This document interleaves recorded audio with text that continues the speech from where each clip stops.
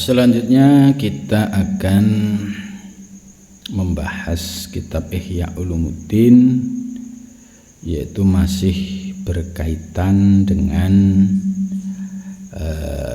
as-syauq, yaitu kerinduan seorang hamba kepada Allah Subhanahu wa Ta'ala. Pada penjelasan sebelumnya telah disampaikan salah satu ikhtiar untuk membangkitkan kerinduan kita kepada Allah sebagai seorang hamba yang hina, yaitu mujalasatus sholihin, duduk bersama orang-orang yang soleh, orang-orang yang senantiasa membahas ilmu-ilmu ketuhanan.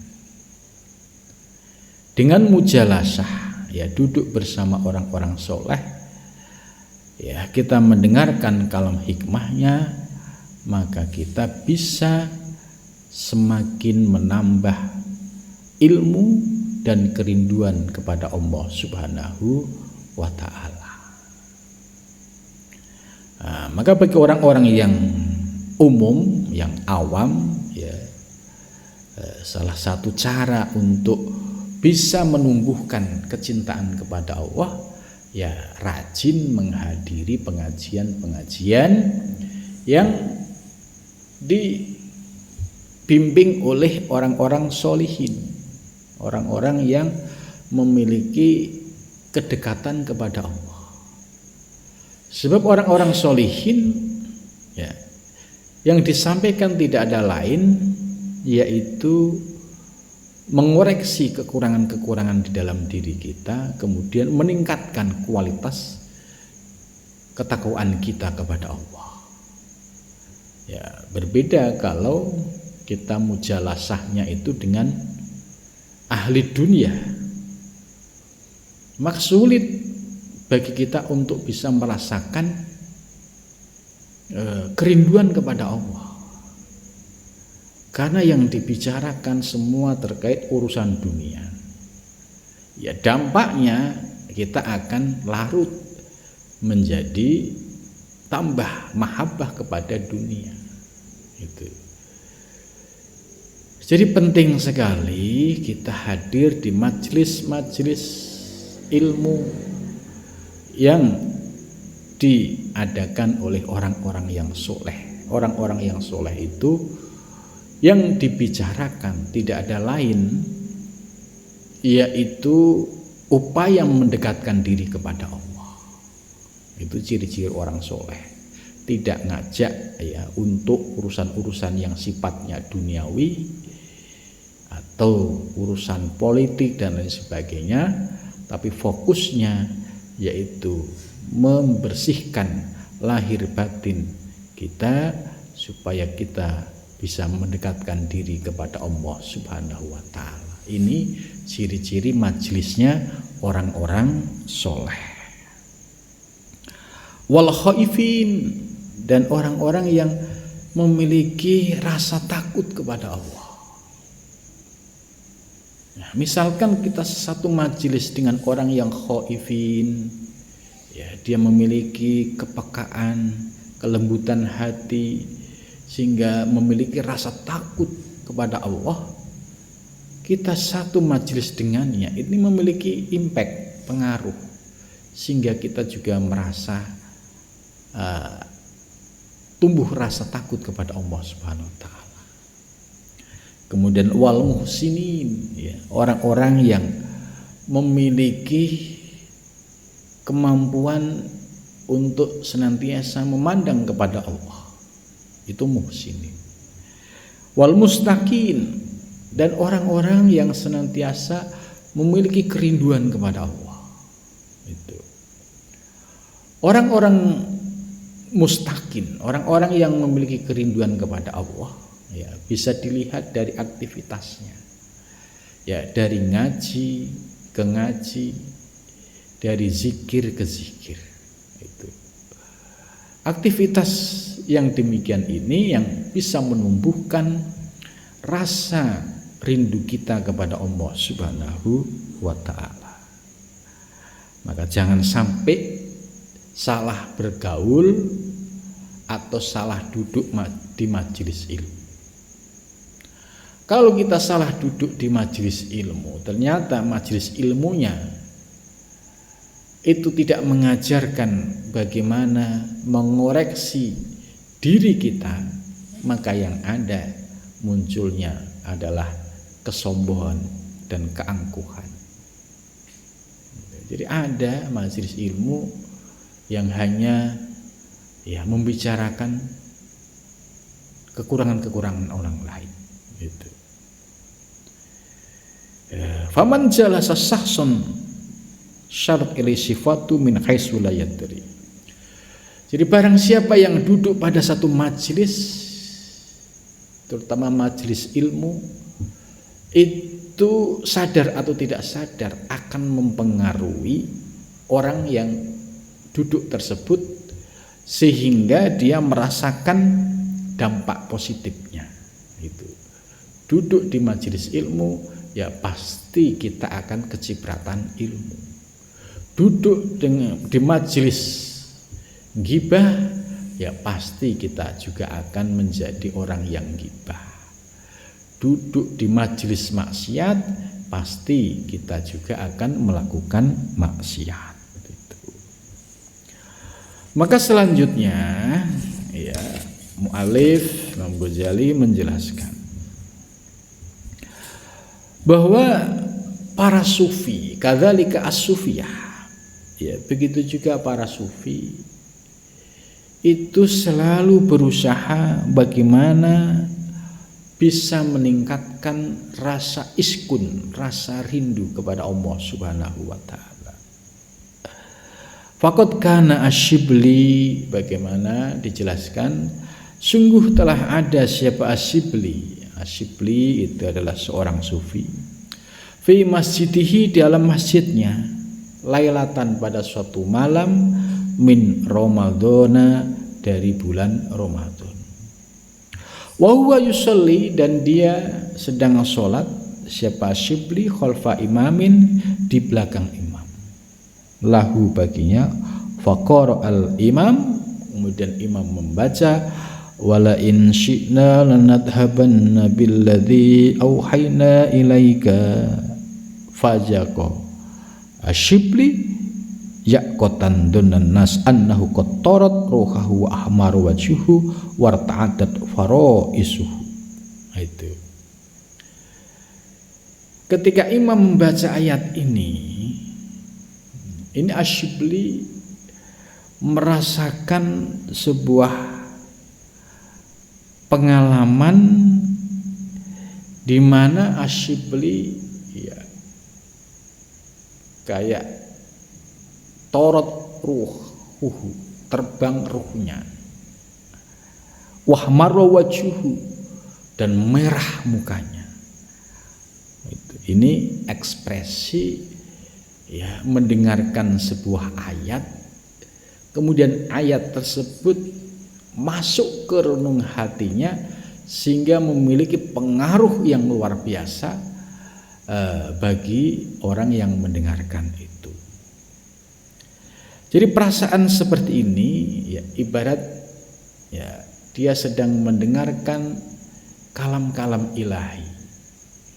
Nah, ibarat surat cinta dari sang ilahi dibaca oleh seorang imam, kemudian hatinya ya tergugah sehingga menimbulkan rasa sauq, rasa kerinduan semakin mendalam. Nah, ini ya sebagaimana yang dialami oleh para sufi.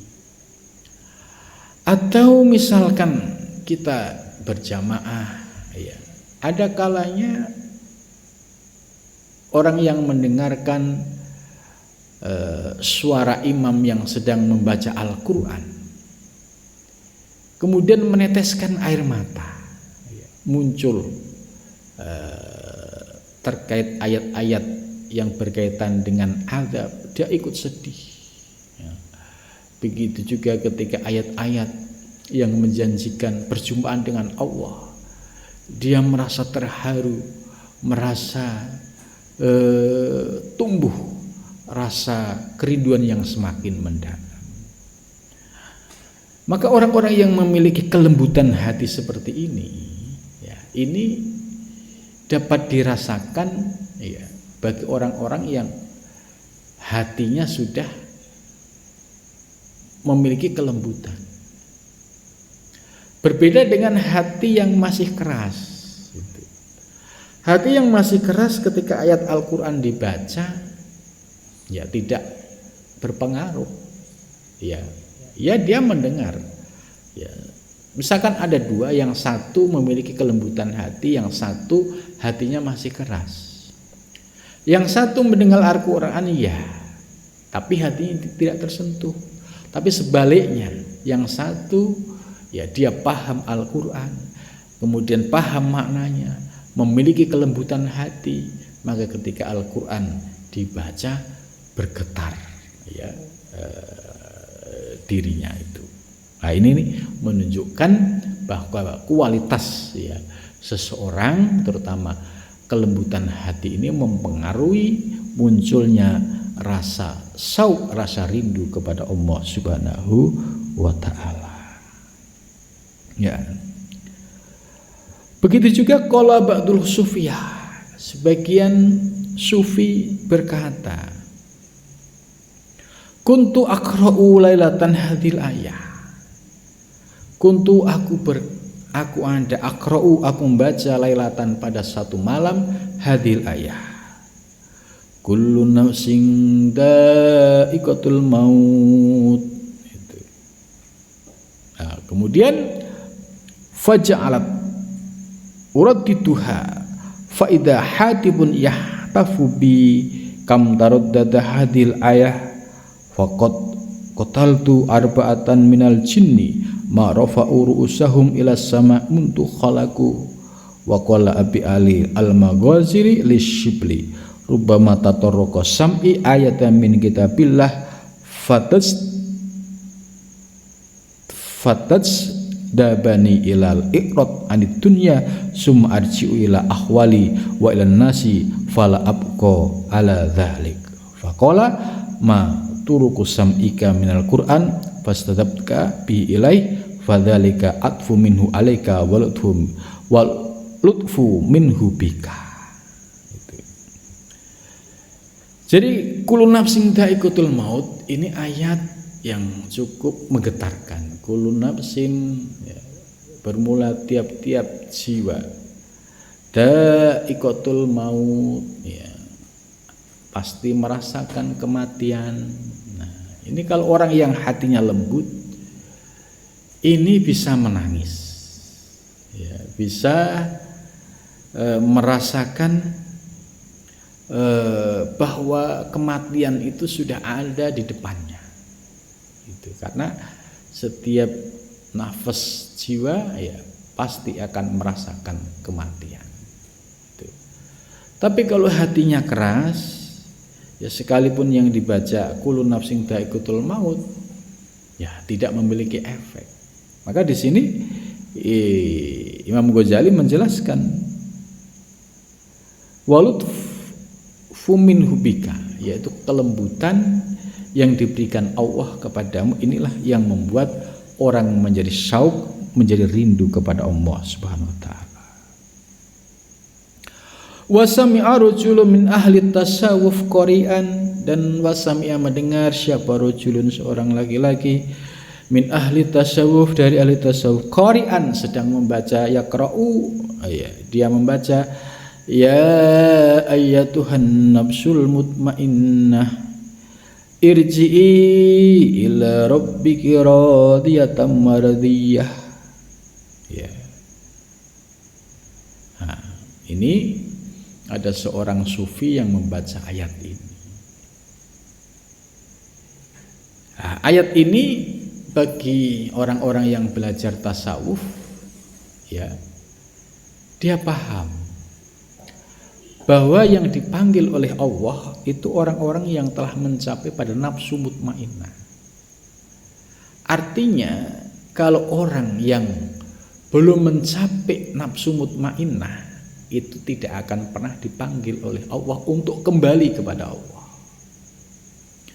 Maka tugas para salik ya, ketika memahami dirinya masih dikuasai oleh nafsu amarah, nafsu kebinatangan, kemudian nafsu lawamah, nafsu syaitoniyah, dua nafsu ini selama belum dikendalikan, maka nafsu ini akan menguasai seseorang. Karena itu diperlukan riyaduh mujahadah dan zikir yang istiqomah. Maka perjalanan para salik ya membutuhkan waktu puluhan tahun. Tidak bisa ya instan, tidak bisa ujuk-ujuk. Untuk sampai pada tahapan ya ayyatuhan nafsul mutmainnah, ini adalah harapan dan kerinduan para salik. Para salik ya kerinduannya, keinginannya itu bisa sampai pada nafsu mutmainnah. Karena yang dipanggil oleh Allah, wahai jiwa-jiwa yang telah mencapai mutmainnah, irji'i, kembalilah ila rabbiki, kepada Tuhanmu, radiyatan ya, dalam keadaan mendapatkan ridho, mardiyah, dan diridhoi. Ya, ini yang istimewa. Jadi dia ya dipanggil oleh Allah untuk kembali kepada Allah, ya kembali ke mahlike istana Allah dalam keadaan radiyatan mardiyah, mendapatkan ridho dan diridhoi. Ya. Nah, ayat ini pasti menggugah ya kesadaran seorang salik sehingga tidak terasa keluarlah air mata, karena ya rasanya perjalanan hidup ya tidak sempurna kalau kita belum sampai pada nafsu mutmainnah. Nah, sebab yang dipanggil oleh Allah untuk kembali kepada Allah itu adalah orang-orang yang mencapai pada nafsu mutmainnah. Begitu juga ayat-ayat lain ya, tentu ya, ini kembali tadi kepada kelembutan hati. Kalau hatinya lembut ya, paham ayat-ayat Al-Qur'an yang dibaca ya, baik dari si nahwu sorobnya, paham maknanya, kemudian lembut hatinya, itu bisa menangis kalau mendengarkan ayat-ayat terkait dengan adab siksa. Begitu juga ketika mendengar ayat-ayat yang terkait dengan perjumpaan dengan Allah ya, dia juga bisa bangkit semangat ya, karena Allah sudah berjanji di dalam ayat-ayatnya bahwa perjumpaan dengan Allah itu pasti ya, la'atin fa inna sa'ah la'atin, sesungguhnya waktu perjumpaan itu niscaya akan tiba gitu. Wabil jumlah ya, kalau disimpulkan dari semua penjelasan di atas, la yahlu sahibul qalbi an wasdin an sima'il Qur'an.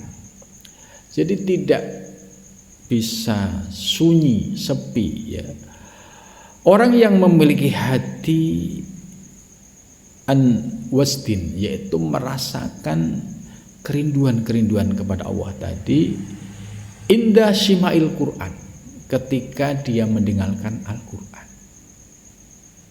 ya, apalagi kalau dia sudah memahami bahwa Al-Qur'an 30 juz itu kalamullah. Nah, kalau hatinya lembut ya, memiliki pemahaman makna lahir maupun batin, itu mendengarkan Al-Qur'an itu ibarat kayak orang sedang mendengarkan surat cinta dari sang kekasih ya. Ini istimewanya kalau orang yang memiliki kelembutan hati. Misalkan dia hafid Al-Qur'an, terus paham maknanya tidak, hanya hafal, maknanya tidak. Ya, bisa jadi hanya terpesona pada suara, pada makna tidak tersentuh.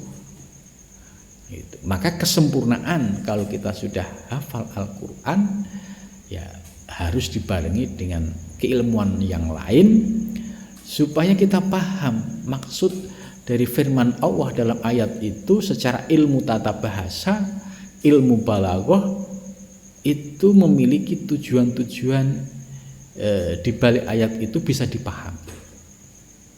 Sebab ya agak sedih kalau hafal Al-Quran tapi nggak ngerti maknanya, hanya sebatas di lisan, tidak bisa menyelami kedalaman maknanya. Apalagi ditambah hatinya ya keras, tidak memiliki kelembutan, maka tidak ada efek yang diserasakan. Ya efeknya ya tadi, ya, dia membacanya dapat nilai ibadah, tapi sampai menyentuh ke dalam hati ini perlu ditambah ya perangkat keilmuan yang lain. Gitu. Fa in kana al-Qur'anu la yu'assiru fihi aslan. Ya.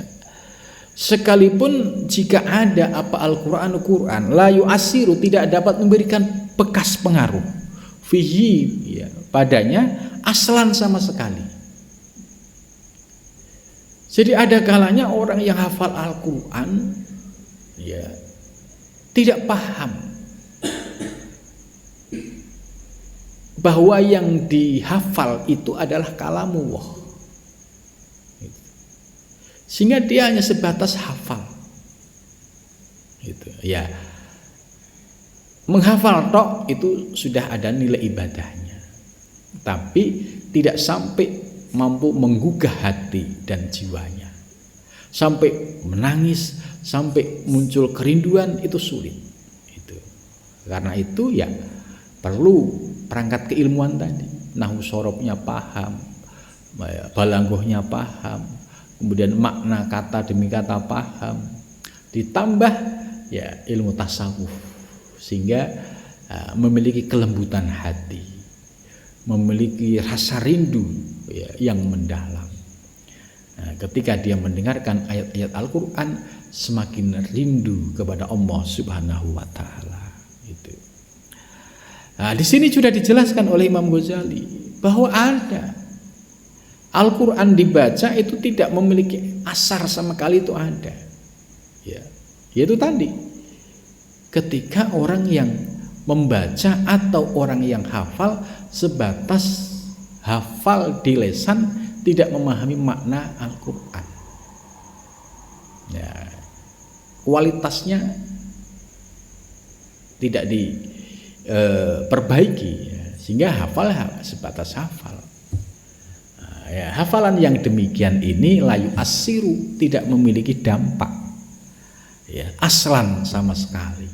Ya paling tadi dia hanya hafal kemudian mendapatkan fadilah, dapat pahala, tapi sampai menggugah hati dan jiwanya itu masih jauh. Itu. Maka kesempurnaan orang yang hafal Al-Quran ya paham ilmu nahwu, paham ilmu syarab, paham ilmu balaghah, ya paham kaidah usul fiqh dan lain sebagainya, supaya ketika ayat dibaca ini ada dialog, paham maksud pesan-pesan ya cinta dari sang ilahi itu. Hal ini disampaikan oleh Al-Quran, kama salilladzi yang iku bima la yasma'u illa du'an wa nidaan summum bukmun umyum fahum la ya'qilun itu. Jadi orang-orang yang hatinya keras itu Al-Quran ya sekalipun dia hafal, apalagi yang sebatas mendengarkan, itu tidak mampu menembus hatinya, sehingga telinganya itu ibarat ya tuli ya, kemudian bisu, matanya buta, fahum la ya'qilun, dia tidak bisa berpikir ya, memahami keindahan-keindahan di balik ayat yang dia baca. Kenapa? ya sumum bukmun umyung fahum la yaqilun. Ya ini naudzubillah min dzalik. Gitu. Bal sahibul qalbi tu'asiru fihil kalimah minal hikmah yasma'uha. Orang yang hafal Al-Qur'an dia memiliki kelembutan hati. Artinya ya mau belajar tasawuf, mau belajar ilmu nahwu shorof, ya, ilmu balaghah, ya, kata demi kata dia paham. Ini baru tu'asiru, bisa mempengaruhi orang-orang yang memiliki kelembutan hati, sehingga kadang mendengarkan itu muncul kerinduan, muncul rindu yang bergelora gitu. Karena memahami makna-makna yang terdapat di balik ayat yang dibaca itu. Tu'assiru fil kalimah, dari kata demi kata dia paham maksudnya. Dari sisi ilmu nahwu paham, shorof paham, kemudian dari ilmu balaghah juga paham.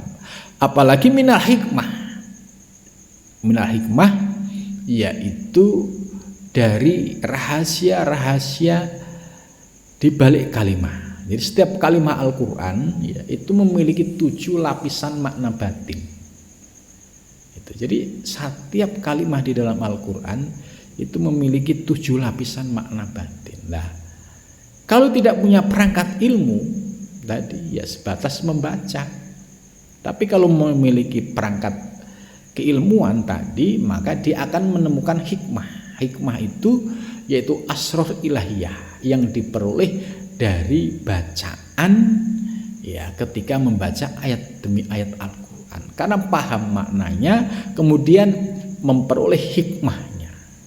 Ya, yasma'uha, yang dia dengarkan. Itu.